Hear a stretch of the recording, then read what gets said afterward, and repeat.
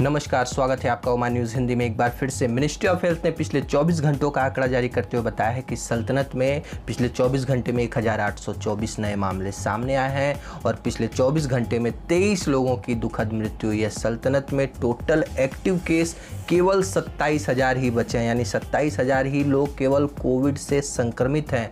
लेकिन आपको यदि कोविड हो जाए तो घबराने की बात नहीं है, क्योंकि हॉस्पिटल में जिनका इलाज चल रहा है, यानी जिनको हॉस्पिटल में ले जाने की नौबत आई है, उसमें केवल 1,520 लोग हैं, जो पूरे 27,000 लोगों में से केवल 1,520 लोगों को हॉस्पिटल में एडमिट कराया गया है। इन्हीं लोगों की जो कंडीशन है वो ख़राब बताई जा रही है। मिनिस्ट्री ऑफ हेल्थ के द्वारा बताया गया कि सल्तनत में टोटल नंबर ऑफ केस 2,78,560 हैं और मरने वालों का आंकड़ा 3,339 तक पहुंच गया है। सल्तनत में ठीक होने वाले रोगियों की संख्या में धीरे धीरे सुधार हो रहा है। जो रिकवरी रेट है वो अच्छी हो रही है। 2,46,466 लोग अब तक कोविड से ठीक हो गए हैं। तो देखिए, कोविड हो जाए तो उससे डरने की बात नहीं है, उसका जो प्रिकॉशन है वो लेना होगा। और प्रिकॉशन इस समय क्या है, यदि आपको कोविड नहीं हुआ है तो आपको वैक्सीन जल्द से जल्द ले लेना चाहिए।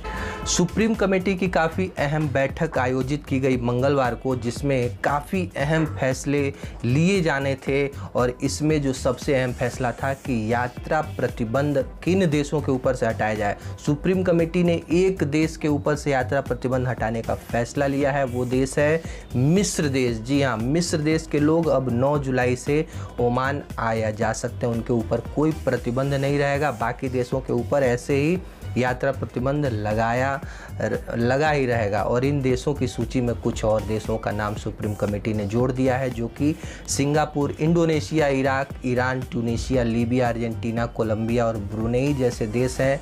इन लोगों के ऊपर भी यात्रा प्रतिबंध सुप्रीम कमेटी ने लगा दिया है। सुप्रीम कमेटी ने अपने आदेश में बताया कि 9 जुलाई से डोफार गवर्नमेंट में केवल वे ही लोग एंट्री कर पाएंगे जो 18 साल से ऊपर हों और उन्होंने कम से कम कोविड वैक्सीन की 1 डोज अवश्य ली हो। ऐसे ही व्यक्तियों को एंट्री करने की परमिशन मिलेगी डोफार में। तो यदि आप डोफार जाना चाहते हैं 9 जुलाई के बाद, तो आप कंफर्म कर लीजिए कि आपने वैक्सीन ली हुई है, तभी जाकर के आपको परमिशन मिलेगा। और हाँ, आपकी एज भी 18 साल से ऊपर की होनी चाहिए।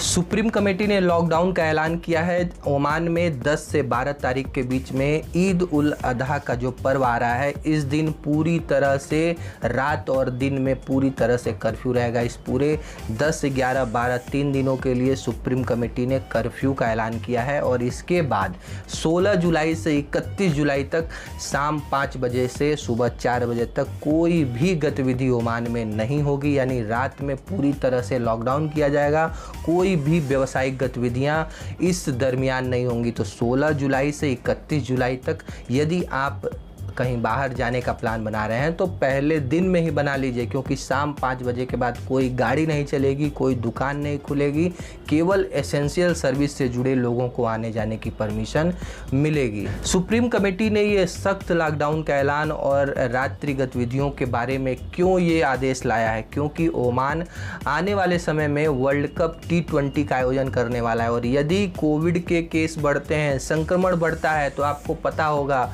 कि ये जो आयोजन था पहले भारत में किया जाना था, लेकिन संक्रमण बढ़ने के कारण ये आयोजन भारत से दूर यूएई में करने का फैसला लिया गया है आईसीसी के द्वारा, जो कि यूएई और ओमान को सेलेक्ट किया गया है। सुप्रीम कमेटी ये नहीं चाहती है कि ये जो गोल्डन मोमेंट है कि पहली बार वर्ल्ड कप क्रिकेट का आयोजन ओमान में होने जा रहा है, तो इस मौके को गंवाना नहीं चाहती है। सुप्रीम कमेटी 100% श्योर करना चाहती है आईसीसी को कि हमारे यहाँ जो संक्रमण की दर है वो बढ़ नहीं रही है। इसी के मद्देनज़र नए नए सख्ती, नए नए कानून लाए जा रहे हैं। अगले अपडेट की बात करें तो सलाला में जो स्थानीय निवासी, उन्होंने ऑब्जर्वर टीम को बताया कि मंगलवार को दोपहर 1 बजे के बाद से जो रोड पे जो सिग्नल लाइट है वो नहीं जल रही थी, जिससे अफरा तफरी मच गई। क्योंकि यदि सिग्नल काम नहीं करेंगे तो यातायात पूरी तरह से प्रभावित हो जाएगा, कोई समन्वय नहीं रहेगा। और इसको ठीक करने के लिए डोफार इंटीग्रेटेड सर्विसेज कंपनी ने अपना काम स्टार्ट कर दिया है।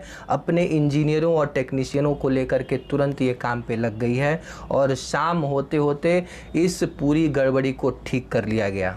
फ्रेंड्स, आज के लिए बस इतना ही। वीडियो कैसा लगा लाइक करके ज़रूर बताइए और चैनल पे नए हैं तो प्लीज़ सब्सक्राइब कीजिए। वीडियो देखने के लिए बहुत बहुत धन्यवाद।